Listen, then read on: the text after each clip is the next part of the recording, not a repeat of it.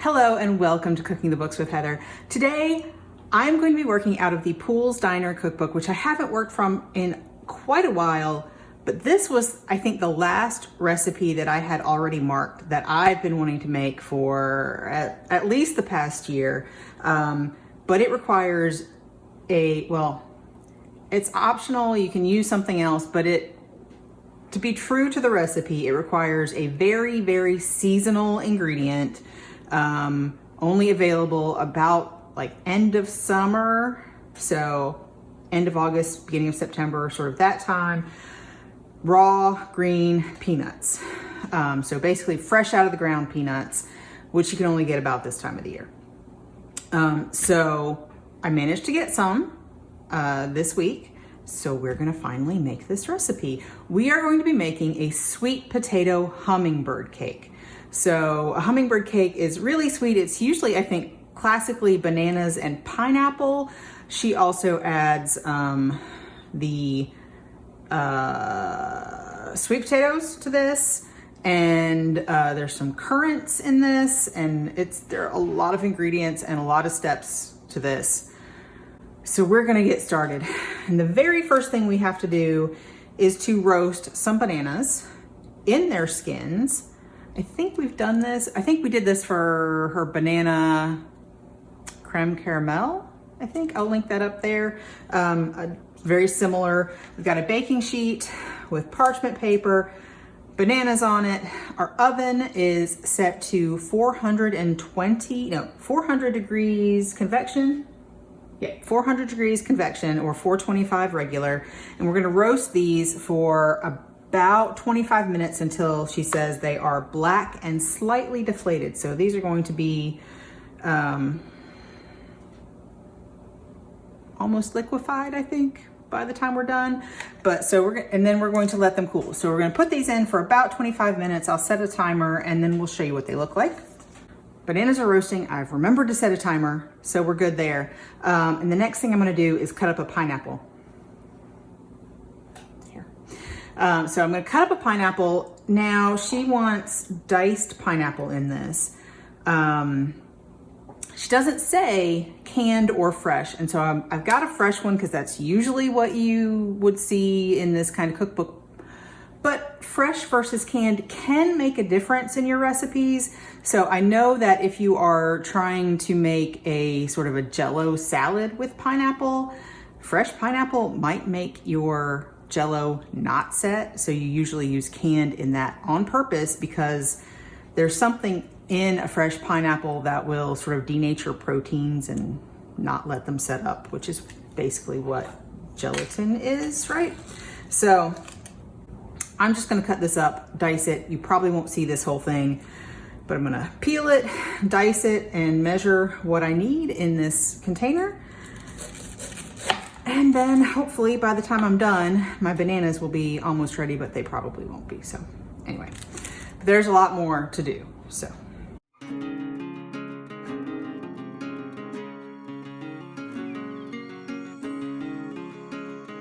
So my pineapple, I've peeled it and I've now sort of cut it into quarters and I'm coring it, but the last time I did pineapple, I wanted them in rings. So you can see that in the pineapple upside down cake that I made from Brown Sugar Kitchen. But this time I am, since I don't need them in rings, I'm looking for diced. It's much easier to cut the core out after you quarter it. So that's what I'm doing this time. So I'm gonna do that and then I'm gonna just dice it up as small as I think it should be.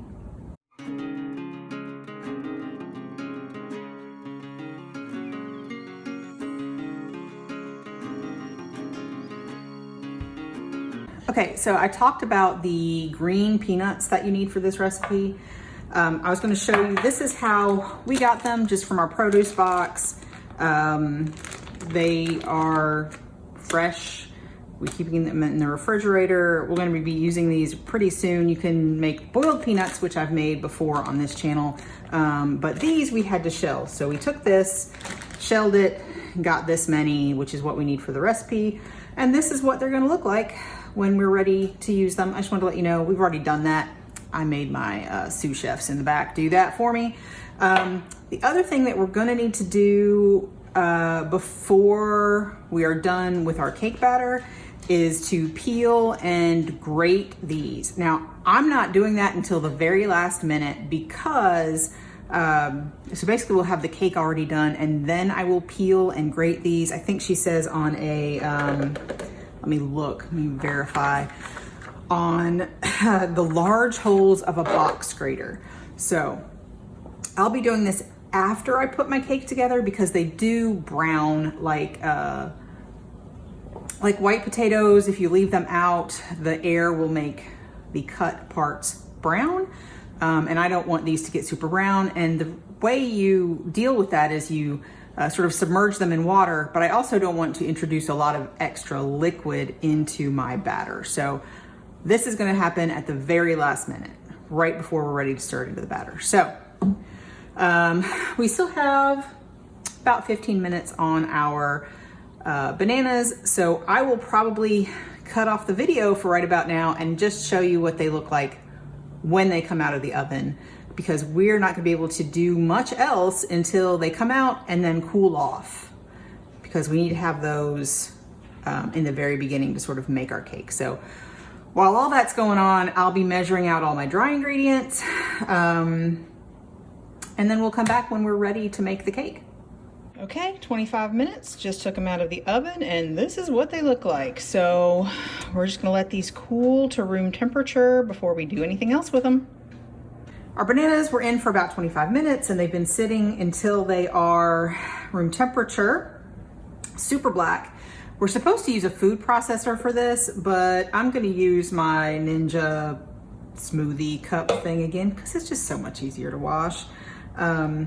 But now I'm taking these out of these skins and putting them in here, and we're supposed to put them in with all their juices. So that's gonna be interesting. There are plenty of juices on this, but I don't know how well they will come off of the baking sheet. So I guess we'll see. Okay, so I've got all of that out and I'm gonna try to get as much of the juice off of this pan as I possibly can. Interestingly, there must be a lot of pectin in this because it's been sitting long enough that some of it has sort of congealed. That's interesting. It is a very sugary fruit. Bananas are, actually bananas and pineapples both are very sweet. So this is gonna be a really sweet cake. Okay, so I've got it all in here and we're going to, I'm gonna puree it. I think we just want it to be smooth. Make sure, yes, process until smooth. So I'm just gonna hit puree. I think we're smooth. Now, we supposedly may not need all of this. Honestly, I'm not sure that we will have quite as much as she said we should have. This has convenient measurements on the side too. I don't know how accurate they are, but in this case, it'll probably be fine. So, but we're gonna put this aside and move this away because we don't need this right this minute. There's other things we need to do first. So the very first thing I'm gonna do here is mix my dry ingredients together. After that, I'm gonna have to prepare my pans. That's why they're here, to remind me that I want them prepared before I get everything else done. But the dry ingredients in a very large bowl. I've already measured out the all-purpose flour here. And oddly enough, in this recipe, she adds the sugar to the dry ingredients instead of the wet, which usually you dissolve it in the wet ingredients in most cake recipes, but whatever. Following the recipe. And in this bowl, I have some cinnamon, some baking soda, and some sea salt. So we're just gonna put all that in there. Try to get it all out. There we go. my hands that I have washed so many times. And I'm gonna whisk these together just to get it all incorporated so we don't have little pockets of cinnamon or salt or whatever. There we go. It's a lot of flour. This is gonna make 3 layers, 3 9-inch layers for our cake. All right, there we go. I'm gonna set this aside and then we're gonna prepare our pans. First, I'm going to prepare the parchment. In fact, I only need one of these for right now. We need 3 parchment rounds to go in the bottom of these pans. So what I'm gonna do, usually I don't do it this way. I do the sort of snowflake method where I create a square approximately the right size and then fold it into a triangle and make it a circle. But I'm gonna try it this way. You probably can buy circles of parchment paper if you do this a lot, but I don't. So I buy these, which I use a lot, and then I cut them down if I need to for other uses, for smaller pans or whatever. So now I'm just gonna try to keep these together and cut on the inside of that line because the inside will be slightly smaller. And if it's not exactly perfect, it is fine.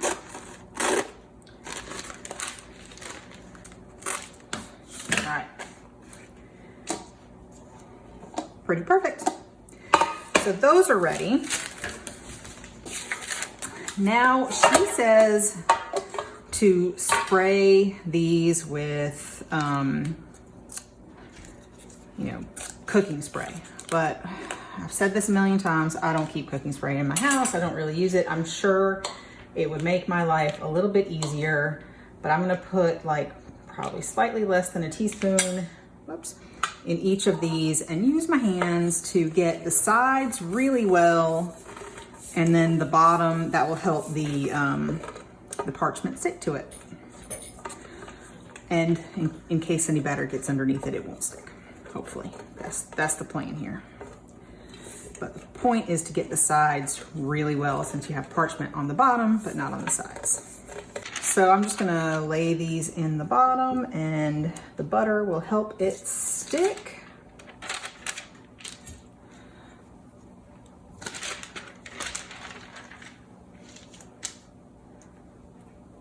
And there we go. Pans are prepared. I'm gonna move these to the side. Ready to mix together the wet ingredients here. I have some eggs, lots of eggs.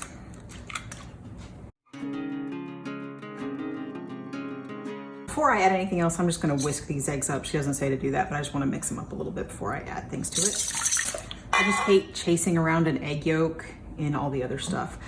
So now we're gonna add our banana puree. This is, as far as I can tell, less than the amount she says we need. But we're gonna use it because it's all of what she told us to make. So yeah, try and get as much as I can out of here, but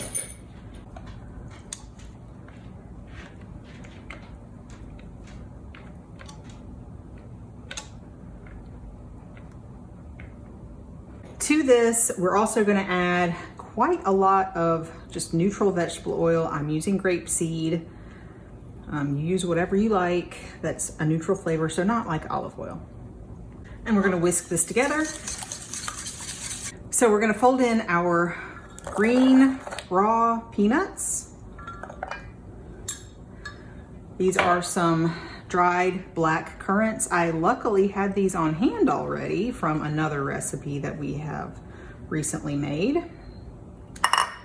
And the diced pineapple, which mine is fresh. I'm sure canned would be fine. And then we also need some vanilla, quite a lot of vanilla.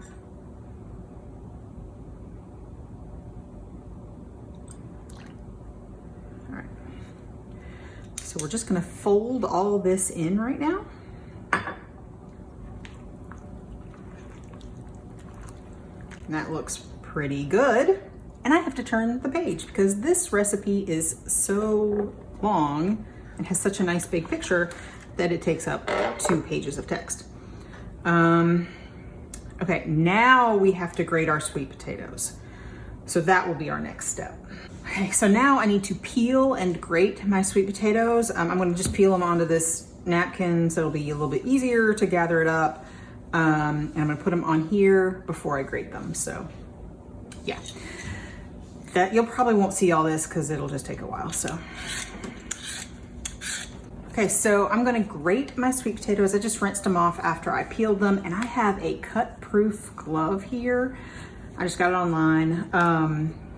I'm gonna grate them on the large holes of a box grater. I'm just gonna grate it in there, and if I need to dump it out, I'll dump it into my wet ingredients because that's what I'm supposed to fold this into. But my box grater is really sharp and I have cut myself, and I'm pretty sure my husband has cut himself on this before. So this is why we have this. So I'm just gonna be grating until this is all done. So at the end, I have a little piece. I'm not gonna bother with that, but I'm going to clean this off and put it all into my bowl because my box grater is pretty full, so it looks like in between each potato I'm gonna have to do that. But luckily we clean off our counter about 1 million times when we're filming over here. So I'm gonna put all this in my bowl and then get to my other potatoes. This is a lot of sweet potatoes and a lot of other stuff, and oh my goodness, we haven't even added it to the flour yet. Doesn't even seem like it's wet enough to get in the flour to like soak up all of that. But okay. Now we're supposed to combine this with our dry ingredients. I do have a giant bowl that's bigger than this, but we're gonna try it in this because I think it's gonna work. I could be lying.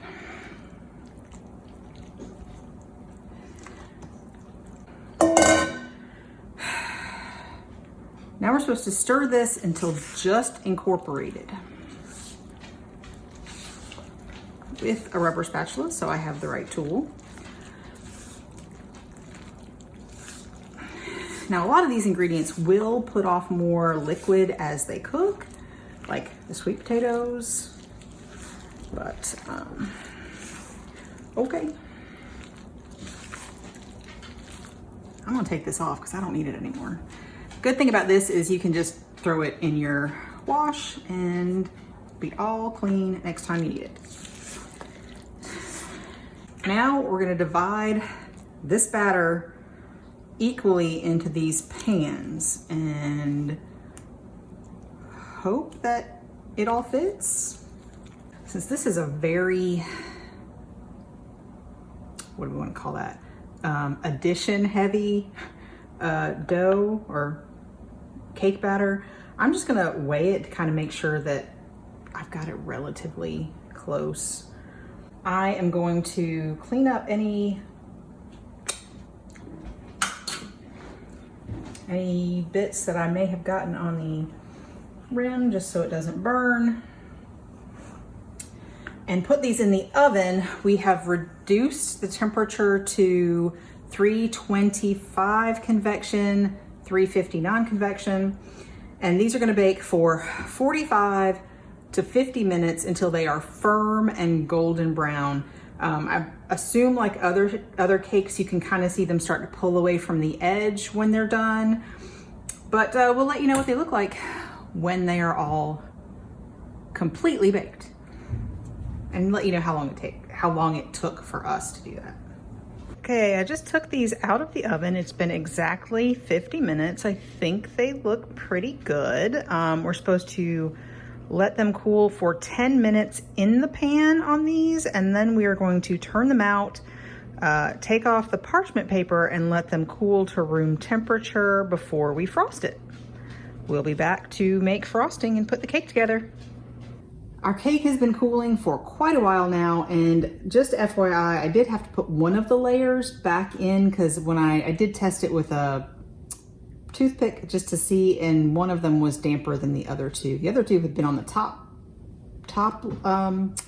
shelf, top rack of my oven for the last part of the time, and the other one was on the top for the first part of the time. Anyway, I had to put it back in for about 10 more minutes just until they looked pretty much the same. So now I'm sure it's done. But now we're gonna make the frosting, which is a cream cheese frosting, and it's going to make a lot of frosting, I think, because we need cream cheese. So I have to put these in here first by themselves. They are at room temperature, so they've been sitting out basically since the cakes came out, maybe before. Actually, the butter's been sitting out for a really long time because it was in the freezer. So this all has to be at room temperature for it to come together correctly. So now I just have to get it out of its wrapping.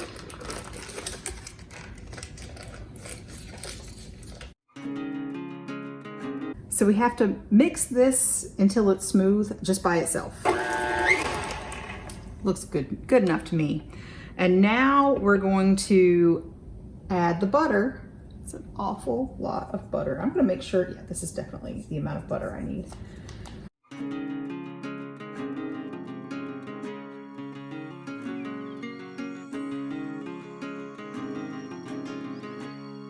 Okay, so we have to mix this on low speed and stopping occasionally to scrape it down until it is entirely mixed together. Okay, feel like this is pretty well mixed together. So now we're going to turn it back on low speed and start adding the confectioner sugar sort of a little bit at a time. So I have to keep track of exactly how much I'm adding.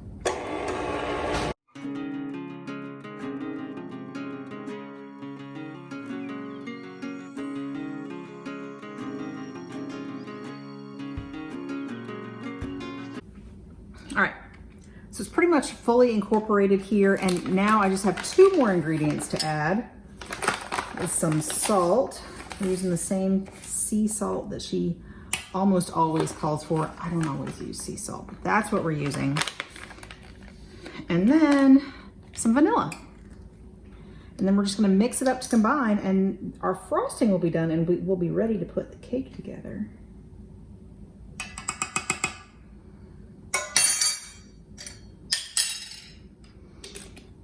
I can't do anything without making a mess. I just can't. Okay.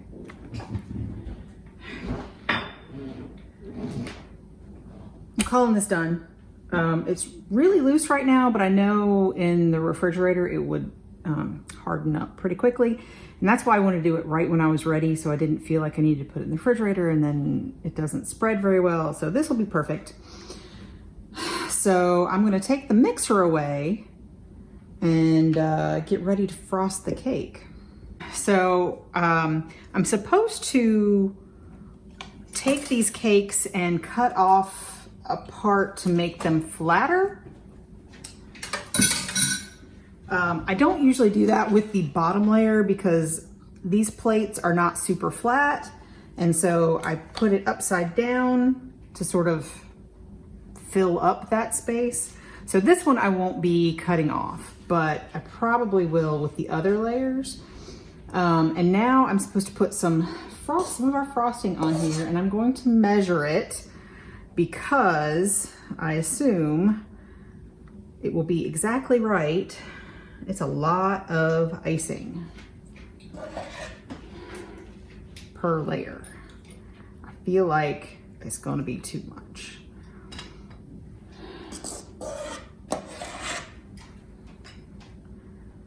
But I'm measuring it like she says. And then I'm using my offset spatula to just level it out, spread it across, level it out. Okay. Okay. I've got this one pretty good.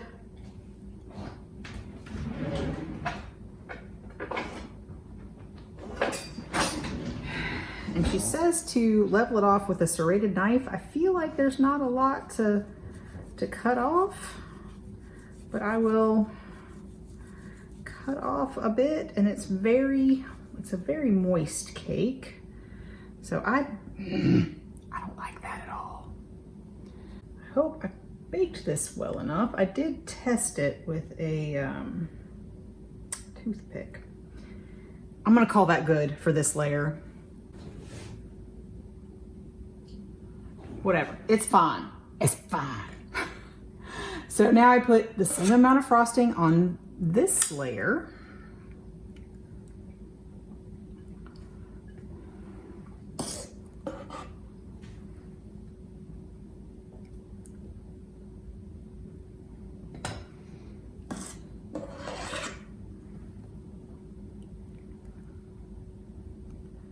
There we go.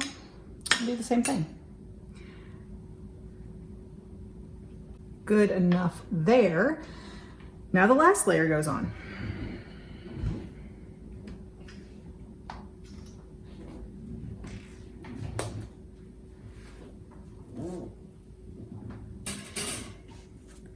I'm just going to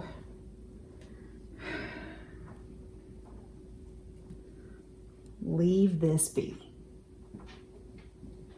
Leave it be. And then, let's see, the rest of the icing goes on top.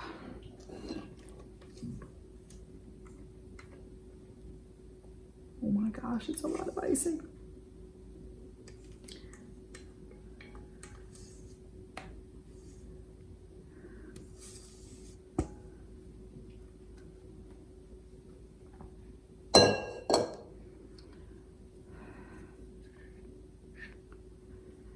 Let's see. Yep. And we just spread this along the top and the sides. So I'm just going to sort of spread it and let some fall to the sides. All right. So it's not real pretty right now, but you know what? It's going to be okay. I'm going to find room for this in my refrigerator. That's a task. Just so it sets up a little bit, so it's not super soft, because we have a garnish we're gonna add to this. Give me 1 minute. Okay, all I have to do, I could have done this ahead of time, but I did not, is to roughly chop some peanuts. I measured them already. I bought these roasted and lightly salted because I thought with all of the sweet things that are in this cake, a little salt on the outside would probably be a good touch, but I didn't want a lot. And she does not say, she says roasted peanuts. She doesn't say salted or not. So I just bought dry roasted, lightly salted peanuts. So, and now I'm trying to roughly chop them. We have our roughly chopped peanuts. Some of them still look the same. Some of them are chopped, whatever. We're going to press these into the side of the cake. Sorry. So we're gonna press these up on the sides of the cake. Normally I would hold the cake in one hand and over sort of a cutting board or a sheet pan to catch what falls off. This cake is heavy. I cannot do that. It's not gonna work. So we're just gonna be messy with it because, you know, I'm always messy. So just sort of, and see, look. Great.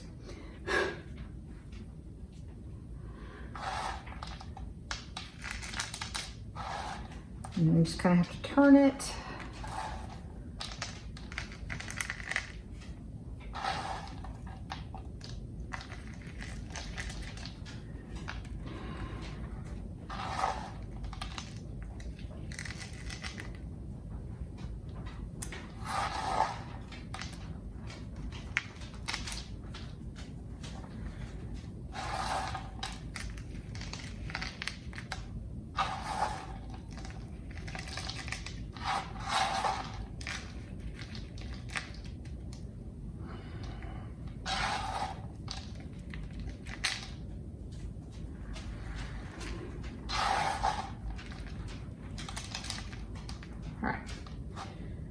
Now, I'm not quite done. It's not great yet, but I can make this work. I'm gonna clean my hands just a little bit, get the frosting off my hands. And now, I did clean my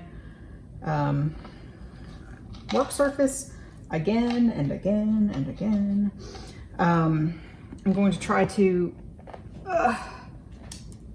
get the extras off here so I can put them somewhere they will go to good use, and it's so heavy.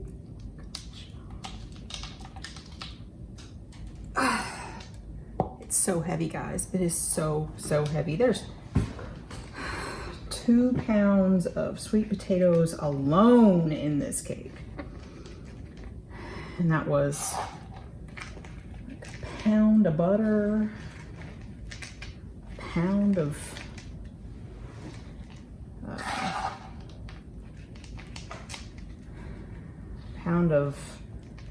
cream cheese. It's a lot. It's really heavy, you guys. Oh my goodness.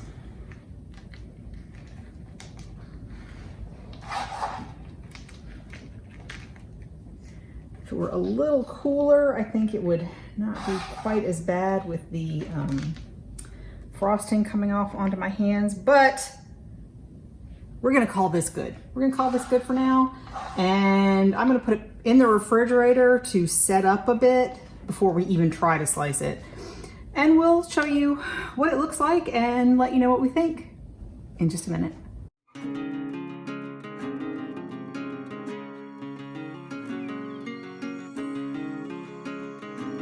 On this episode of Cooking the Books with Heather, you watched me make the sweet potato hummingbird cake from Ashley Christensen's Poole's Diner cookbook.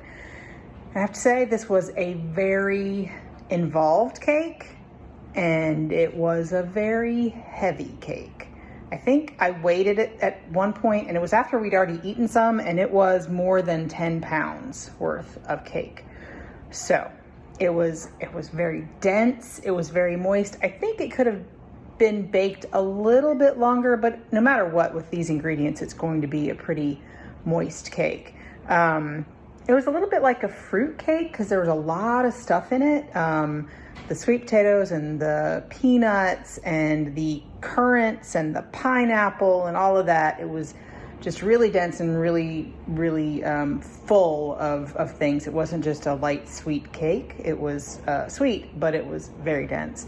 I would definitely put salted peanuts on the outside. Lightly salted was, I think, the perfect choice because it's a very sweet cake, and that adds just a little bit of a contrast in flavor and makes it a lot better. So, you know, have a really thin slice of this with a cup of coffee, and it's really good. It goes a long way. In fact, I think we still have some of this in our freezer. We shared it around and still could not eat a lot of it. So we're trying it out in the freezer, and we'll see how that goes. But most cakes can be frozen and defrosted okay. So we'll see. It's not really a hard cake, but there are a lot of steps. I do think that you could substitute any nut that you like instead of the raw peanuts. That was the one thing that we had to wait for the season to come around to have fresh, green, raw peanuts. But you could use regular peanuts or any other nut you like in it, and it would be fine. But the raw peanuts are just a different flavor. So yeah, I think the adults liked it, the kids not so much, but definitely make this when you have a lot of people to help you eat it. So if you enjoyed watching me make this, please give me a thumbs up, hit the subscribe button, and come back and watch me make something else next week.